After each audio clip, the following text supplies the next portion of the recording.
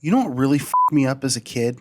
As strange as it may seem, it was Sesame Street. Now, don't get me wrong, I loved all of the characters. Most of it was really enjoyable as a kid, but every once in a while, something comes along in a kid's TV show that is just horrifyingly frightening. I'm not even talking about The Secret of Nim, that whole story, but especially the owl thing that comes out of nowhere. Not even the never ending story with Artax and Atreyu. Jesus. Talk about depressing. I don't think any of us millennials will ever forget seeing Littlefoot's mom die in front of our eyes. No, our childhoods have always been filled with all sorts of trauma from all sorts of media. But a lot of the times it's intentional trauma because, scaring kids is fun or emotionally damaging them just for shits and giggles, it's great. I mean, every adult loves it, let's be honest. But there are things that aren't necessarily planned out to be scary, but can be truly horrifying. I'm talking about eldritch horror things of nightmare. Man, Sesame Street really nailed it with this one. I remember sitting there one day watching Sesame Street, playing with all of my friends, and then all of a sudden, the mood got dark. Things got scary. These fuckers popped up. Look at them.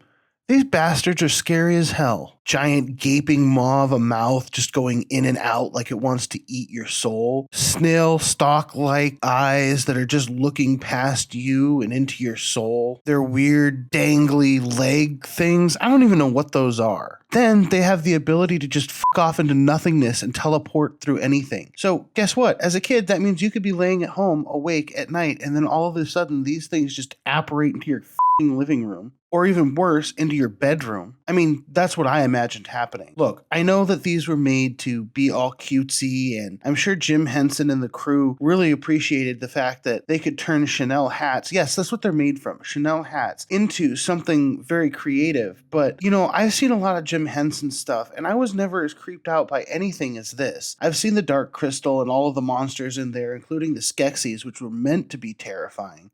But no, these things, these Martians, these yip yips, whatever you want to call them, God, they haunt my nightmares even to this day. Even their monotone Earth, yip.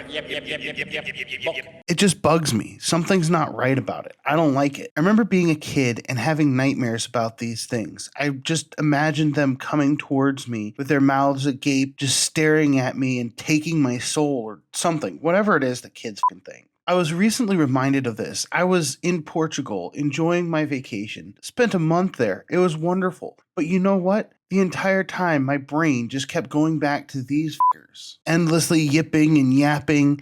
And this is what? Probably 30 years after I first saw them on Sesame Street. I think it's funny how an innocent kids show like Sesame Street is really just trying to teach kids, but can cause lasting nightmares in even an adult. I've just had this on my mind, and I've been wondering, anyone else out there remember this? Were you creeped out by these as well, or did you think that they were cute? What other things in your childhood do you remember that caused absolute nightmares but probably shouldn't? My guess are things like Teletubbies, hell, even Barney. I know Netflix is now taking care of Sesame Street, and we're going to see them continue on, thank goodness. I don't want that to disappear. It's been an American institution ever since the mid-70s, but I still hope that, other kids, when they're growing up, they get to see things like this and are traumatized. Well, I think it's something we all need to experience as kids. A good bit of trauma caused by the things that we love on TV. I know that older generations had to go through stuff like this. So I'm curious what people from different generations grew up with and ended up traumatizing them.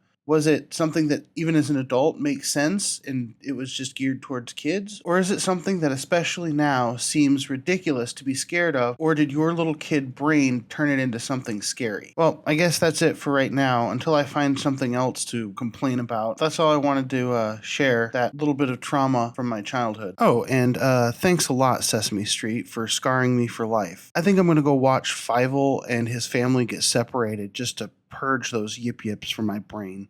See you next time.